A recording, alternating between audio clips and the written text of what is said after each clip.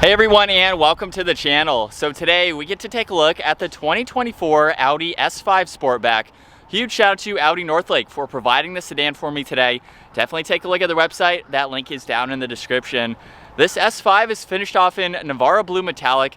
MSRP is just over $70,000, and this is powered by the 3-liter turbocharged V6 that's paired to the 8-speed automatic transmission, pumping out 339 horsepower, 369 pound-feet of torque. That power sent through the Quattro all-wheel drive system, propelling this 3,900-pound sedan from 0 to 60 in 4.3 seconds. It has a top speed of 155 miles an hour. It also has a fuel capacity of 15.3 gallons. You'll expect to see around 21 miles per gallon in the city, 30 out on the highway.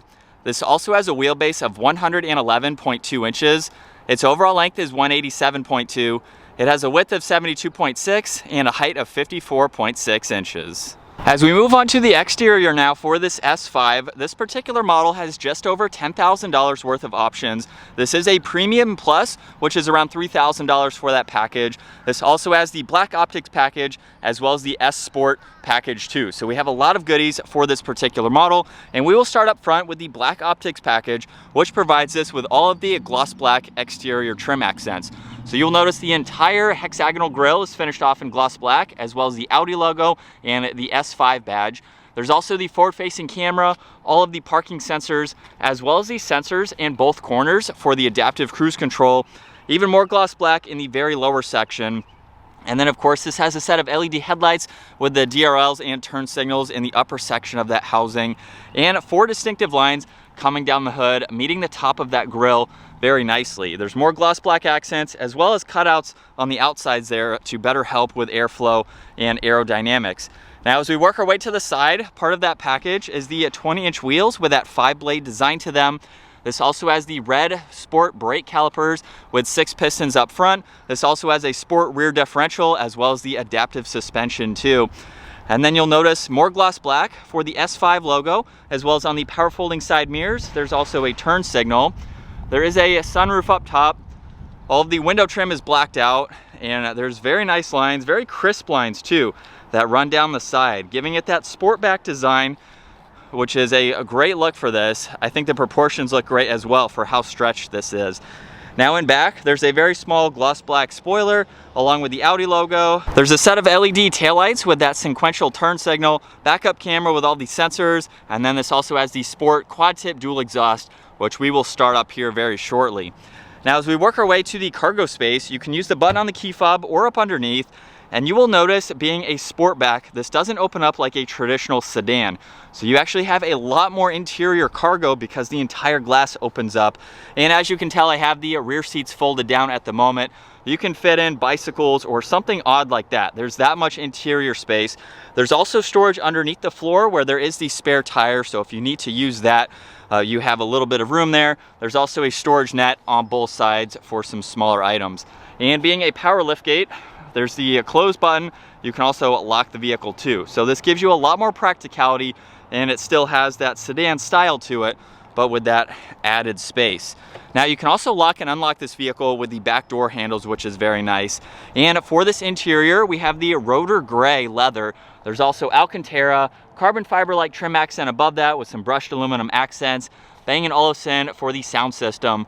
Very nice door panel, even with leather up top. And then these seats are very easy to lock up into place, where they are individual, so you can actually fold down that middle seat if you would like to. But with this rotor gray and the stitching running down the insert, it's a very nice combo. Now as we hop into the back, at 5'10", I have plenty of space. There's also storage nets. You have your temperature adjustments, auxiliaries too. And at my height, I'm just up against the headliner, so while it has that Sportback design to it, it doesn't really hinder your headroom or your space here. If you're any taller than me, obviously it'll be a little bit crammed, but it is doable for adults to sit in the back. Now right in the middle, there's the armrest with a little bit of storage, and then you also have your cup holders on the very end, and you can even fold this down individually like I mentioned. So if you want a little bit higher armrest, or you need to gain access into the rear, you have the option to do that. And the pillars in the back are very thin, so you can easily see around this even with its exterior shape. You get the best of both worlds. Now up front, the door panel is just like the rear. However, there's the addition of the memory seating controls. Side mirrors are also heated too. There's all the window adjustments and then the trunk release in that lower section. And then we have a little bit more bolstering support to these front seats with the S badge up top. And they are automatic. We even have massaging seats too. So you can use that control down below to gain access to those. Now this has a solid and perforated steering wheel with the S logo. Let's fire this up though and take a listen to how the Sportback sounds.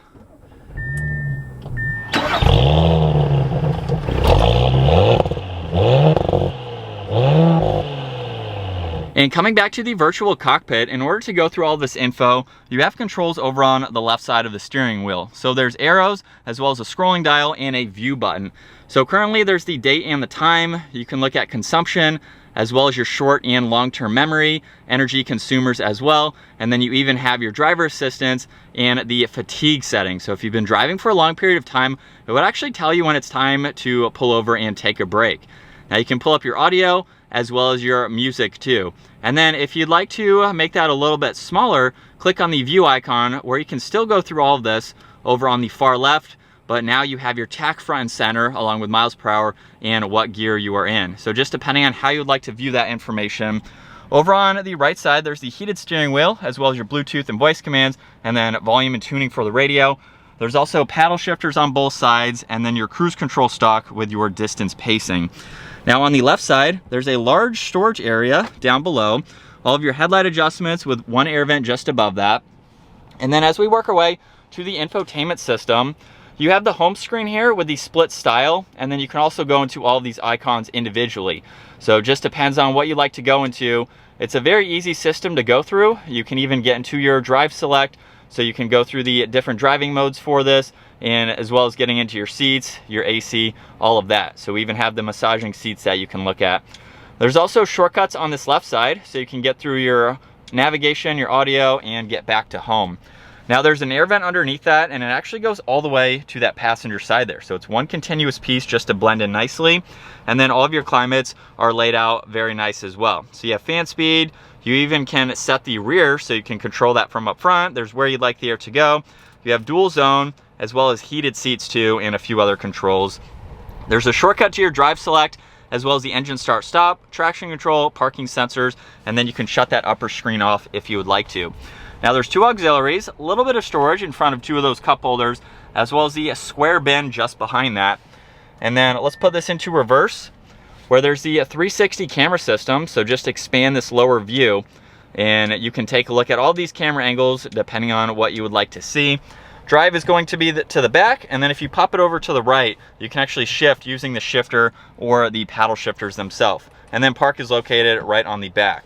Now there's the e-brake, as well as volume and power for the audio, a little bit of storage, as well as some in the middle. But you'll notice too that that's actually exposed. So the armrest you open up, and that is what you get. Wireless charging, auxiliary, a little bit of storage, and you can even adjust that as needed. So it is exposed, makes it very easy to grab items without actually having to open that up. Now the glove box also has plenty of space. And then up top, there's the rear view mirror, touch sensitive dome lights, and then you also have your controls for that sunshade and sunroof. And here's a look at visibility from the driver's seat. Very easy to see, even with the angle of the roofline, you can even see over that left shoulder. As we set off now behind the wheel for this S5, this is a really cool blend between a sedan and a little bit more of a practical vehicle. But with the S model, you also get a bump in performance compared to a normal A5. So when you go to the S5, you can also go with the RS5, just depending on the power that you'd like and of course what you are willing to spend. But with this S5 in dynamic mode, it handles so well. And you have plenty of power with a mild acceleration there to get back up to speed. So it's not all that loud, but this is a lot of fun to drive. So the steering position is really nice. I like the notches on both sides with the perforated leather, so it gives you a good grip. Paddles are also very responsive. And the lateral support in these front seats really hold me well. So going around turns like that, this is a fun vehicle. If you want something that isn't quite as crazy like the RS5, you don't need that much power, but you want something that's still going to be somewhat sporty. This turbo V6 is definitely healthy for what it is. With 0 to 60 time in the low 4 seconds, this is a fairly quick vehicle for not going with the RS model or package. As far as driving this goes, it's very comfortable, quiet. It's what you would expect from a luxury brand, especially from Audi. So this would be a great daily driver, just with how refined it feels. And with the suspension too, even in dynamic mode, it's not that bad. When you put it into comfort mode, it definitely has a change to it. Now, I'm used to very stiff suspensions in my own vehicles, but this dynamic, you can feel the bumps a little bit more.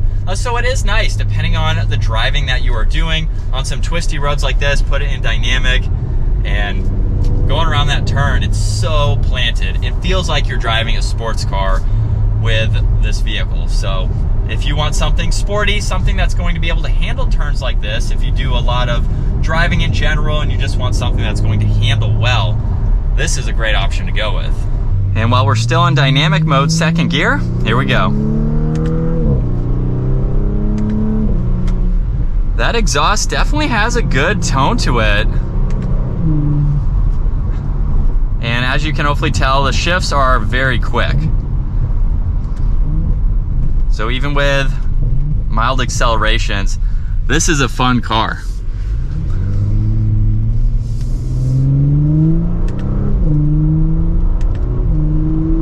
And so this is what it's like to be behind the wheel for the S5 Sportback.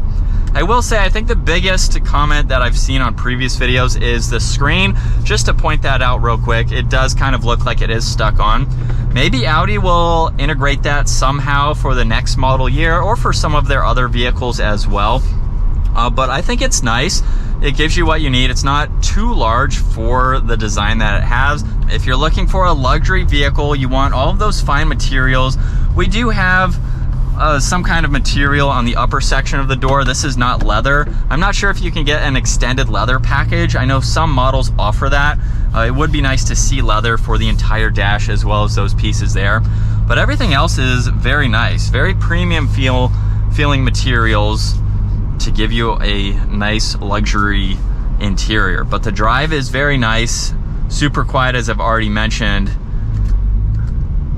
and very practical too. So if you're looking for a vehicle that is this size, obviously you want more of a sedan style, but you want something that's going to be a little bit more practical,